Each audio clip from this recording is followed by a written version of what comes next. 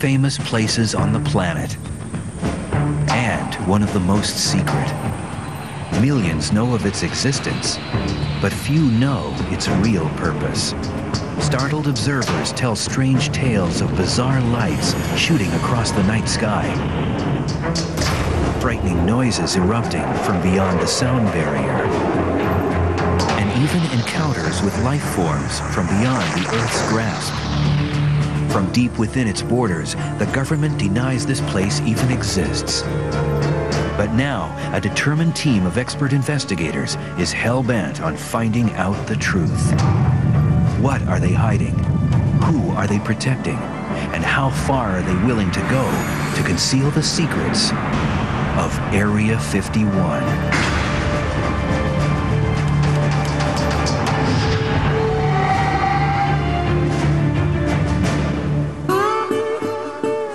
The thing that makes it interesting is they deny that it's there. Area 51 is unlike any other U.S. military base.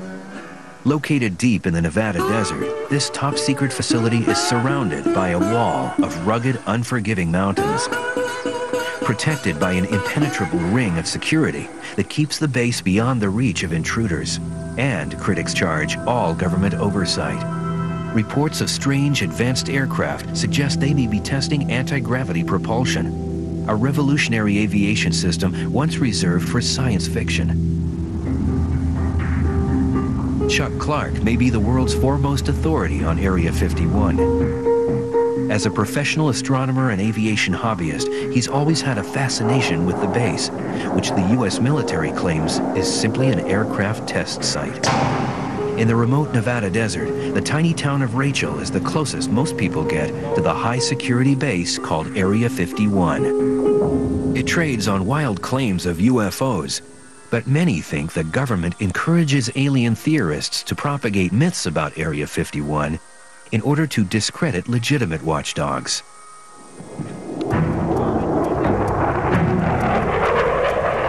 Chuck Clark makes this his home base for watching and documenting any and all activity that comes from the base. Today, he's meeting with the team of experts he's assembled to spend 24 hours using any legal means for the most intensive in-the-field investigation ever launched into the true nature of this legendary base. Their mission, to launch a 24-hour, round-the-clock, up-close investigation of Area 51 and discover what the government is hiding inside the walls of the world's most top-secret military base. This is Area 51, guys. This is a satellite image of the base. Sort of gives us an overall view of what's out there. Each man brings with him a unique base of knowledge and skills. Guy Norris is an award-winning military aviation reporter. He's been studying top-secret airplanes and air bases his whole career. I think the interesting thing is from an FAA chart, as you can see, there's absolutely no indication whatsoever of any runways at all on the map within that restricted area. So obviously on the map itself, as far as the rest of the world is concerned, there is no runway here, although quite obviously the reality is very different. Military communications specialist Bob Grove has been studying the base's radio system. There are several hundred frequencies active out here. I brought a scanner out, going to do some listening and see if these are really as active as they seem to be. Private Detective Mike Johnson has already been on the case. The security measures are far more than just the remoteness and it's being so desolate and out in the middle of nowhere. He knows that at any high-security military base, guards are well armed, and at Area 51, they are ready to use deadly force if anyone breaches the perimeter. To really observe the working of the base, they must split into two teams. All right. Team 1, electronic surveillance. Mike and Bob will circle the base's perimeter, checking out the elaborate security system up close. They'll try to watch the people who will be watching them, and using radio scanners, they will go beyond the barbed wire and guardhouses to eavesdrop on Area 51. Team number 2, visual surveillance. Chuck will lead Guy to the top of Tikaboo Mountain. It's the only vantage point of the base that hasn't been taken over by the military. Chuck will aim his astronomical telescope not at the stars, but at Area 51. For Chuck, this trip is the most important of dozens he's made to photograph Area 51 and its operations.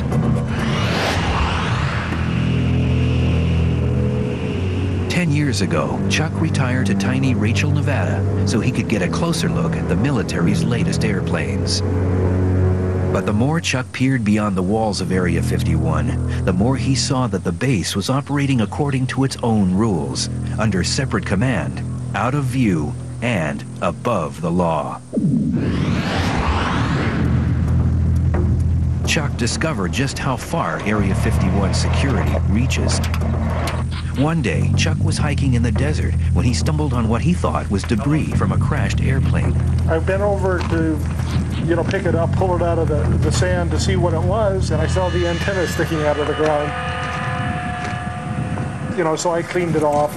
It was a transmitter that had a lead going off to a smaller plastic box that was a sensor. Chuck has uncovered a motion detector, not along Area 51's secure buffer zone, but miles away from the perimeter of the secret base and on public land.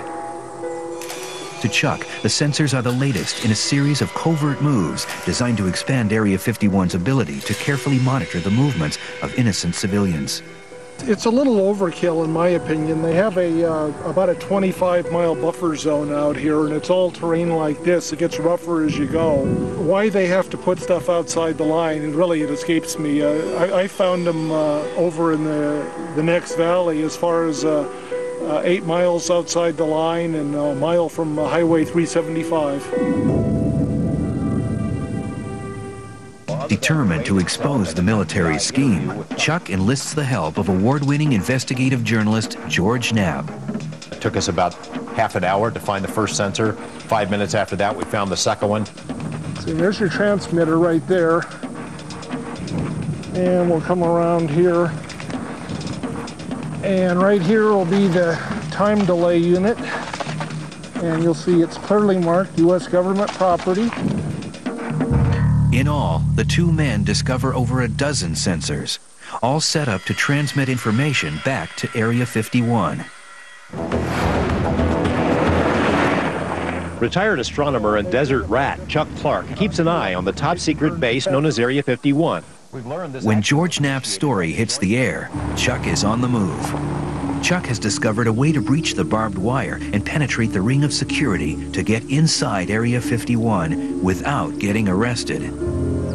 But it means he has to travel 500 miles to Denver, Colorado. Inside this nondescript building is advanced technology originally developed by the military that runs Area 51. Now Chuck can turn the tables and get an insider's view of the secret base. Space Imaging is a company that owns and operates ICONUS, the world's first commercial high-resolution satellite. ICONUS circles the Earth every 98 minutes, beaming back aerial images so precise it can even pick out the building that funds Area 51, the U.S. Capitol. So Chuck, what's your interest in Area 51? I moved out there about 10 years ago, and whenever I wasn't photographing the stars in the heavens, I pointed my big lenses at the base. Ooh, I'm sure they love that. Oh, they loved it. Using the ICONUS aerial photos, the team at Space Imaging is able to assemble an accurate 3D model of Area 51. The U.S. government may not like Chuck, but they can't stop Space Imaging from giving him his first real peek inside the ultra-secret base. Oh, boy. This is Area 51, built with our ICONUS imagery, and then we're able to fly through with this software. That's fantastic. I have photographs that I've taken showing the fronts of these, but I've never seen this building. And I did notice some sand on the runway, so I wasn't sure if there hadn't been something that had landed there recently, or maybe the aircraft began landing right about here. Maybe that dust is just painted on for deception, too. Mm-hmm. These are, some nefarious people that are running this place, and they might think of something like that. Yeah. Is this public information? I'm sort of, little brother watching big brother. You watch mundane things long enough and you figure stuff out. The security as tight as all the rumors I've heard and what I've seen on TV? Well, it's probably tighter. The security has sensors that are set up miles outside the perimeter, and so they're out there watching you long before you get anywhere near the line. Whoa. I'm not going to disappear after this show. Probably, but... In Denver, Chuck's mission is accomplished. He quickly hits the road again, determined to share his findings with the rest of his team. But while Chuck was getting his glimpse inside Area 51, the federal government was already striking back, as he's about to learn the hard way. I got a call from a friend of mine with the FBI who said, "What the hell are you doing up at Area 51? Something heavy was going to come down real soon. Something bad for Chuck."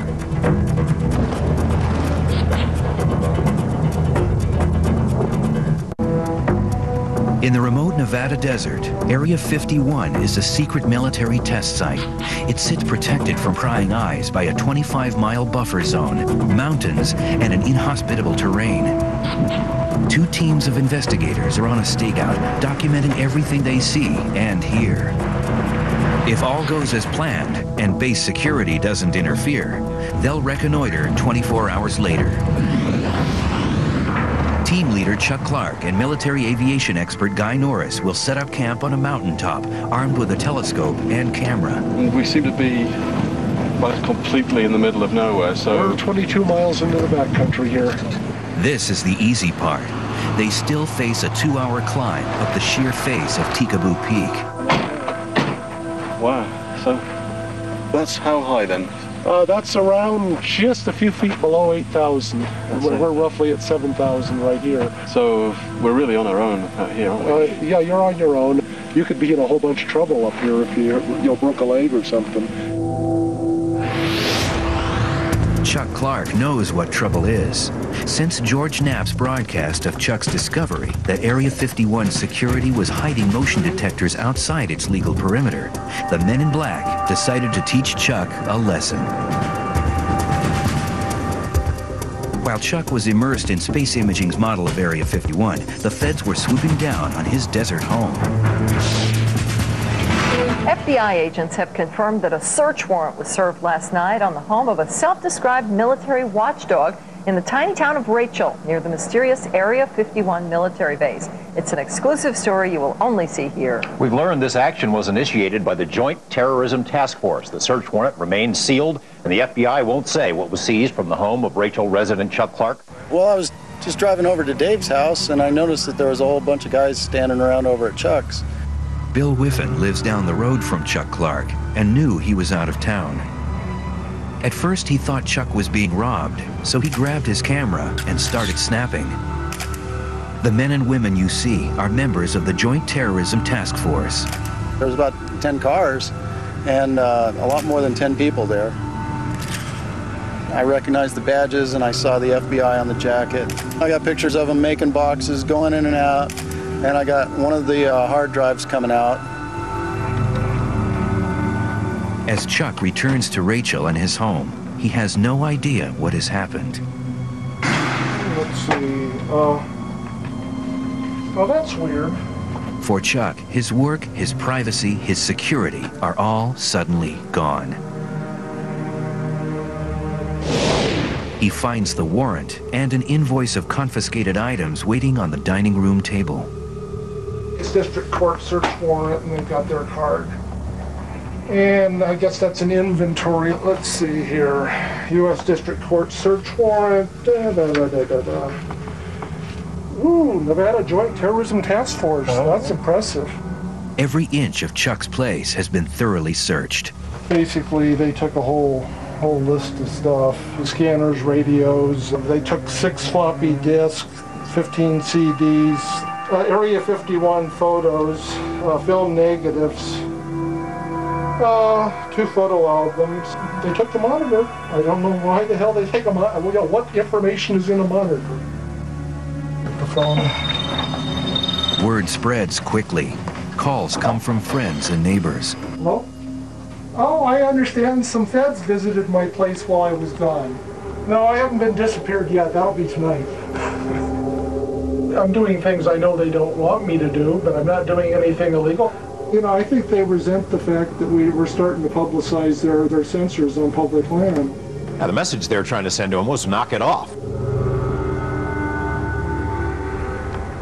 I know what I can legally get away with, and I know what I can't get away with, and I push it right to the edge, but I don't go past that edge. And that's what's got them so irritated, that I'm not intimidated by them. I get right in their face with the camera lens. Aware that the government is investigating Chuck, his other teammates, security expert Mike Johnson and audio expert Bob Grove, take up their part of the mission. They are just 2 miles from the rear entrance to Area 51, and they're certain that security can see them coming. There's several ways that they can sense, of course. I'd imagine they're listening to us right now. Well, it could be. They're certainly watching us, but Yeah. I'd imagine they're listening pretty close. Fence line right up there.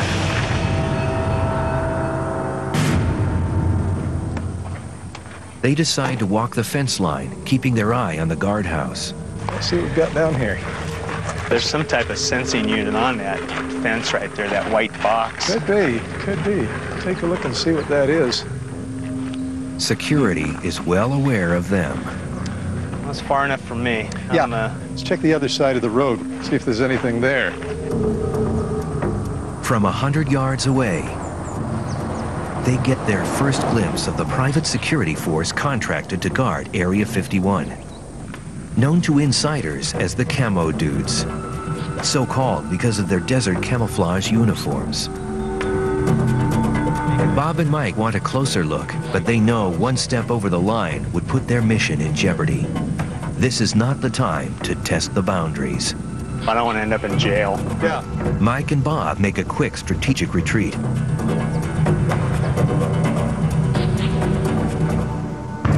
Up next, Area 51 comes alive.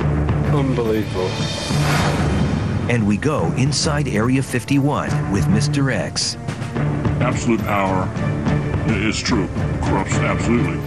When we return. 2 crews of renegade researchers battle fatigue in the harsh desert environment as part of a 24-hour vigil to uncover the mystery of a place whose existence is still denied by the government.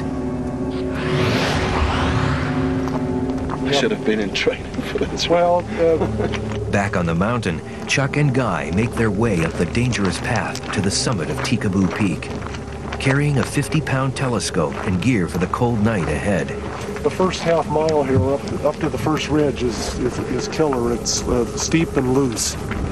And it gets steeper as we get higher. Their destination, the only available view of Area 51.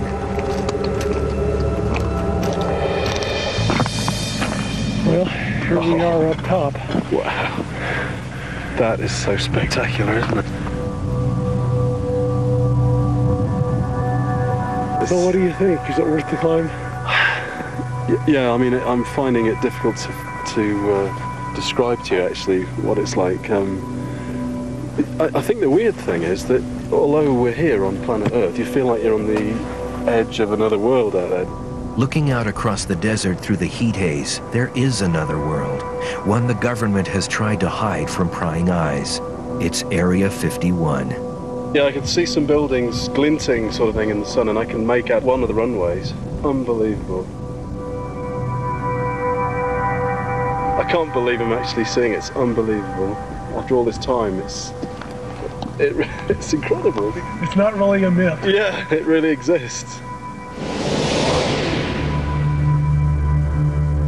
Chuck and Guy hurry to make camp on the bare mountaintop, all too aware that if they can see the base from here, the base can see them.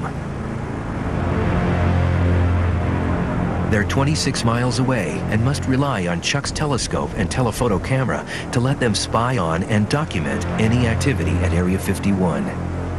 With the eyepiece in place, it will give us about a 50-power look. Oh, yeah. Both men know Area 51 exists to test the ultra-secret new technology right out of science fiction. In terms of what could be going on there, there's been a growing speculation that anti-gravity propulsion, this sort of so-called holy grail of aerospace, could be on the verge of becoming reality. There are quite a few stories about things that seem to be anti-gravity, and I've seen a few things over the years also. Like what? Objects that rise slowly and sort of hang motionless for minutes at a time and then suddenly dart halfway across the sky in a second or two and stop instantly, or make a high-speed V-turn. That's incredible, isn't it? You never know what you're going to see. They're testing all sorts of things here. On the desert floor, disguised as campers, Bob Grove and Mike Johnson are setting up to monitor anything coming or going inside Area 51. They won't be able to see directly into Area 51, but Bob will be able to monitor any transmissions. If there is a presence of phenomena of any type, it can be measured in a physical sense, and there are a variety of test instruments that can do that. For example, this little device, turn it on here. You hear that little chirping sound. This indicates that we have transmitters on, and you and I happen to know that we have because each of us is wearing one. It's our little wireless microphones. Right. With monitors set, Bob and Mike settle in for a long night of listening.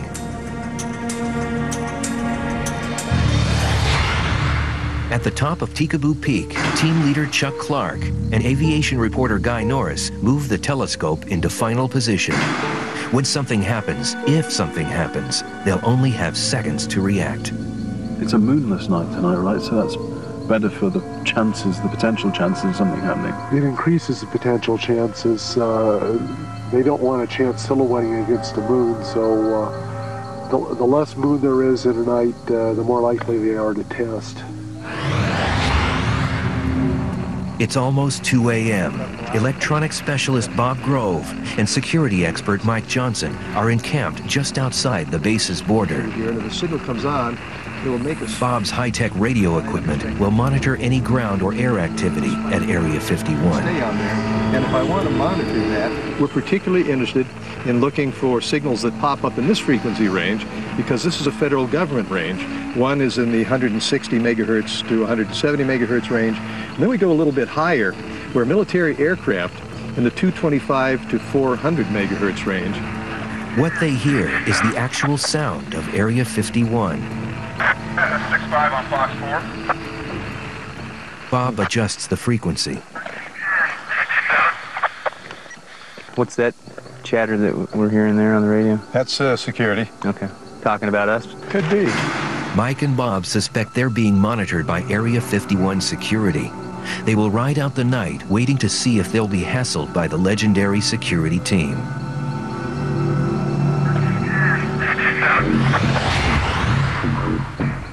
Chuck and Guy can see lights appear. It seems to be operational, even at 3 a.m.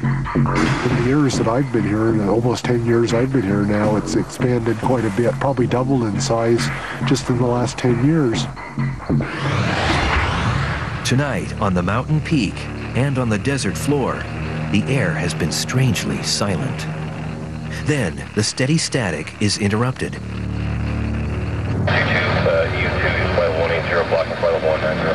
Bob struggles to keep the frequency in range. We have now a number of military aircraft air-to-ground frequencies active, indicating they've got something in the air, as well as ground control frequencies.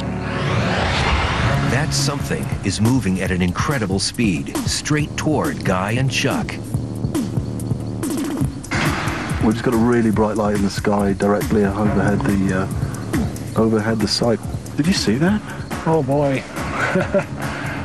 It's still there. It seems to be moving to the north, but that was amazing. It was so bright, wasn't it? Yeah. It was directly over the site. Well, it makes me think it might have been an aircraft with a very directional light on it. Guy hopes for a second sighting so that Chuck's camera has a chance to catch it. But the sky suddenly goes quiet over Area 51. The runway goes dark. When we return, the next morning brings more flights. Oh, there's a MiG-29. Excellent. Mr. X takes us inside the super-secret base. It's an Air Force separate from the normal Air Force above the regular Air Force. And Mike Johnson gets too close to the truth. You got the Las Vegas Metropolitan Police Department watching me. I definitely got his attention. It's 5:30 a.m. As the dawn breaks, Chuck and Guy use the telescope to view the base one final time before the heat haze obscures the image. There's the control tower on the left of that little higher hill in the center. Yeah. You see the top 20 feet of it. Oh, yeah, right. And it looks like the vehicles are over on the left side of that new taxiway now.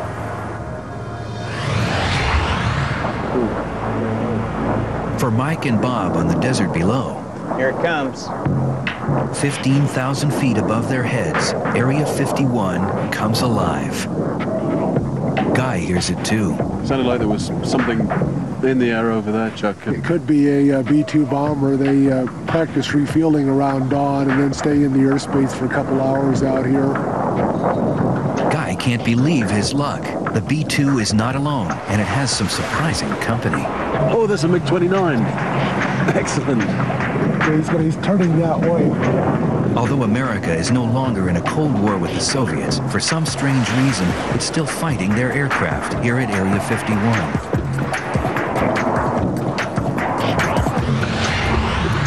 In the valley below, Mike and Bob suspect they have been watched all night by base security. They are ready to meet with Chuck and Guy, but have one last place on the map to check. Well, if I listened to Chuck correctly, the main gate ought to be about 10 miles or less off there toward that hill. As they close in on the official entrance, Mike is startled by something in the mirror. Barreling toward them is an enormous vehicle.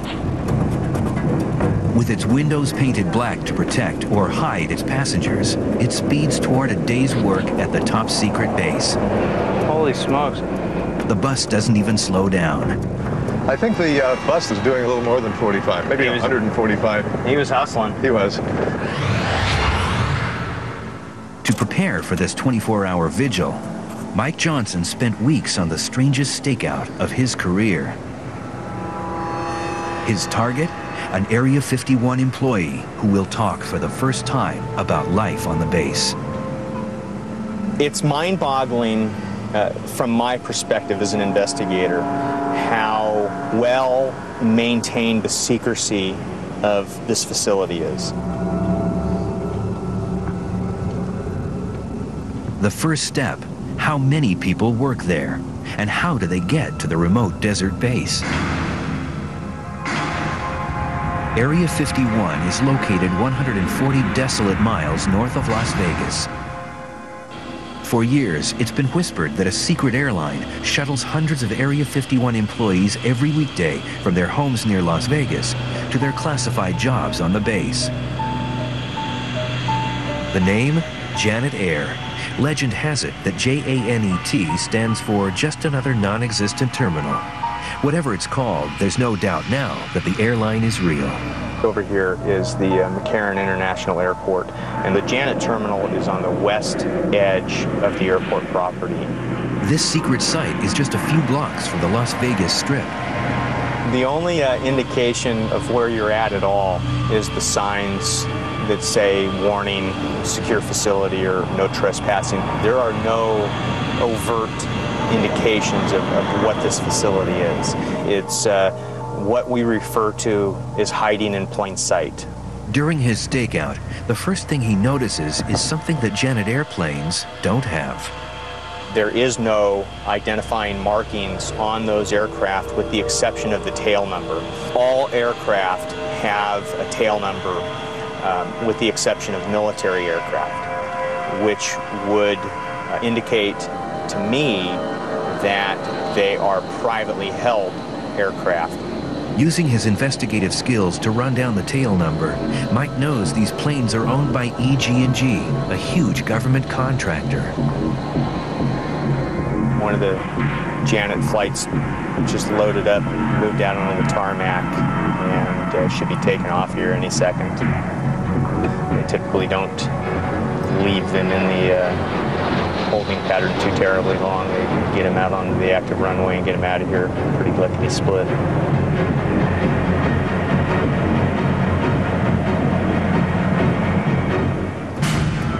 Every day, hundreds of men and women pass through these gates on their way to work at Area 51. We're seeing a car go in now. The guard just stepped out. This driver's going to display some form of identification, and the guard's trying to figure out what I'm doing. and he's watching me watching him. Mike is on public property, but he still has reason to worry. The guard hasn't taken his eyes off Mike's car. I definitely got his attention. He knows I'm here. Here's a chance to check out the system's security. But it could also lead to compromising the mission or jail.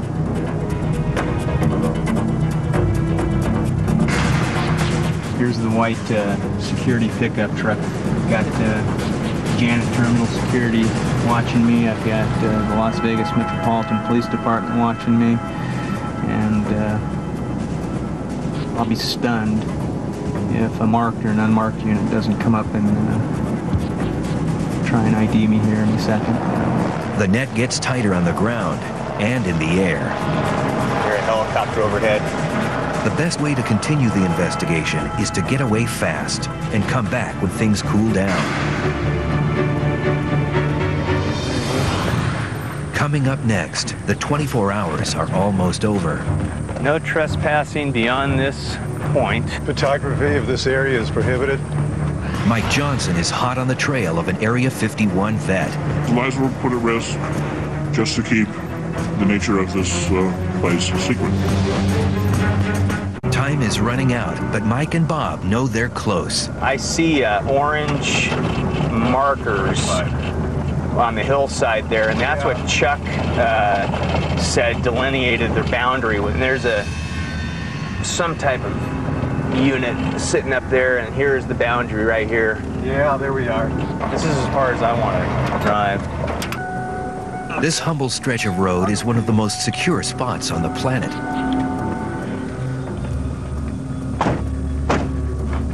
Some censoring units up there on the hill. Looks like it, yeah, the big one on top especially. People who have crossed this line have been arrested, interrogated, stripped of cameras, phones, even their clothes.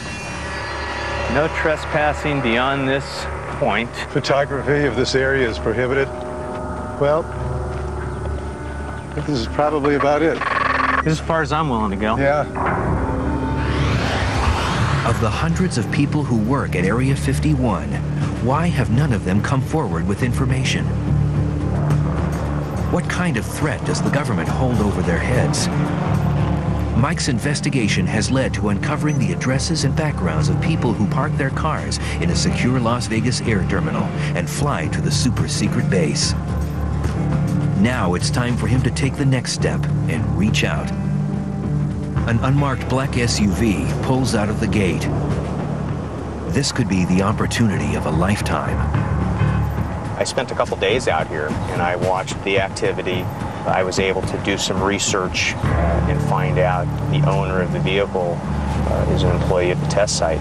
Mike is more determined than ever to track down someone who can unlock Area 51's mysteries from the inside. With Mike tailing close behind, the black car moves off the freeway. It's a promising turn of events. The further his target goes from the intimidating glare of base security, the more likely he is to talk.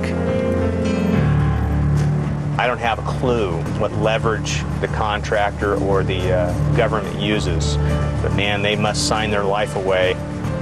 It's phenomenal how well kept the secret is.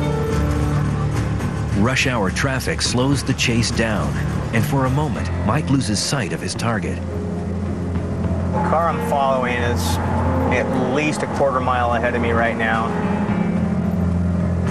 Mike manages to pick up the trail again. Now he weaves between vehicles, staying close enough to keep a constant watch on the black SUV, while being careful not to blow his cover. Our guy is still up in the #1 lane. Let's see how lucky I can get. The chase moves from the freeway to city streets and begins to draw to a close in this slow-paced suburban neighborhood. These people are your average middle class, upper middle class folks. They're your next door neighbor, the parents of your children's best friend. They just happen to have a super secret job. We'll see what happens here and then go knock on the door.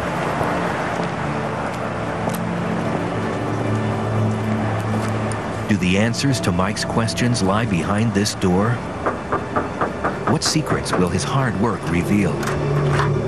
My name's Mike Johnson. I'm an investigator. You're not in any trouble whatsoever, but one of your vehicles has been seen going in and out of the Janet terminal, and we were hoping we could talk to you about Area 51. No comment. And the door closed, and that was that. From the reaction, I'm pretty confident he works there, and that's where we're at. He's not going to talk about it. The government's strict secrecy policies prove a formidable obstacle. But Mike's patient and more determined than ever to find someone who will talk to him. I am going to have to do some substantial digging to identify a disgruntled type employee that's willing to talk or even acknowledge their participation with Area 51. Back in Las Vegas, Mike Johnson's search for an Area 51 insider is picking up steam. A tip from an inside source has brought Mike to this nondescript hotel. If his information is correct, waiting upstairs to speak with him is a former employee of Area 51. I worked at Area 51 for approximately 14 years, and through the 1980s and the early part of 1990s. Success. The man is apparently willing to talk, but only if his name is not used, his face hidden, and his voice disguised. Lives were put at risk, careers were jeopardized or terminated just to keep the nature of this place secret. Mike spent hours and hours staking out Area 51's commuter airline, Janet Air. Here's someone who flew it 5 days a week. After you'd arrived at McCarran, you were to go park your vehicle, walk inside the terminal where you would surrender your baggage to ensure that you weren't carrying any tape recorders, cameras, things of that nature. Mr. X confirms the accuracy of Chuck Clark's satellite 3D model. This is the base he worked on. That is absolutely correct. Absolutely right. Mr. X says fear, more than anything, pervades every aspect of life and work on the base. Security for the personnel was far greater than what you see on the outside. If you made a call home, you had to be very careful as to what you said to your wife or your children, as to divulge where you might be, when you might be coming home, what method of travel you might use. What sort of work warrants this kind of secrecy and security? It's a test facility for experimental aircraft. Okay. Simple as that. The United States has projects that are deemed classified for one reason or another, and they are tested and proven at that particular location. But Mr. X says Area 51 is unlike any other Air Force base. It is an Air Force separate from the normal Air Force, absolutely. And the attitude of the individuals up there is, yes, we are not the regular Air Force. We are somewhat above the regular Air Force. He says those who run Area 51 regularly risk the lives of their own workers. Absolute power is true, corrupts absolutely. And these individuals up there are definitely operating, like the apocalypse now, operating without any decent human restraint. They're on their own mission. Moreover, Mr. X says anyone who challenges that mission is dealt with swiftly. This individual that I knew expressed grave concerns over personnel being exposed to toxic chemicals, hazardous waste, if you will. He was told that basically the project was behind the curve. They needed to expedite its completion, and that kind of information would be kept from those personnel. And when he challenged that, he was dismissed, removed from the base. Mr. X is well aware of the risks of talking, but he says that unless the truth comes out, corruption could very well destroy the base's very real military functions. I think there should be a congressional investigation of the place.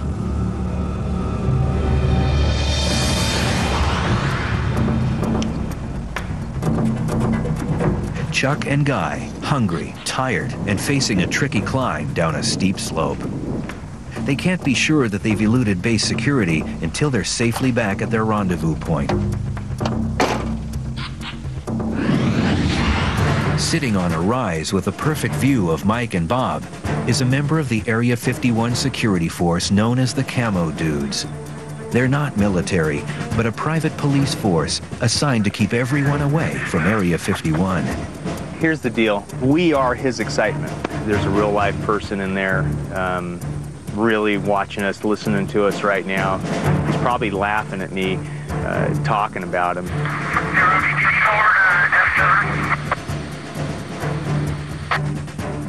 Still a lot of activity on the security channels. Well, I think we've seen just about all we're going to see here, and I'm not willing to go any further. Yeah, I don't think we should tempt fate. With security definitely alerted to their presence, they know it's time to leave and meet up with Guy and Chuck.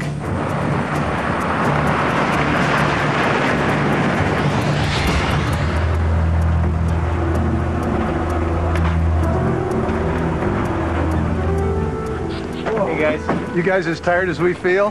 Good night. How are you? See you. The team's investigation has proven Area 51 is fully operational. Radio came alive with getting ready for a mission. We had an excellent view of the base. It was incredible at that range, you know. If what Mr. X says is true, then men like Chuck Clark and his teammates may offer the best hope for reforming a military base where absolute secrecy is eroding the line between fact and fiction. We're the only superpower left, and yet secrecy at Area 51 has grown rather than decreased in the last couple of years. And you have to ask yourself, why?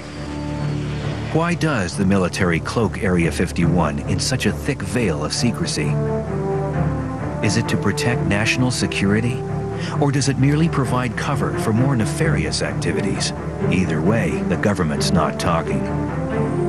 But take a trip out to the desert, walk right up to Area 51's perimeter, and look headlong at the fence that's keeping you out. What Chuck or any of his cohorts will tell you straight up, if you want answers, the truth is in there.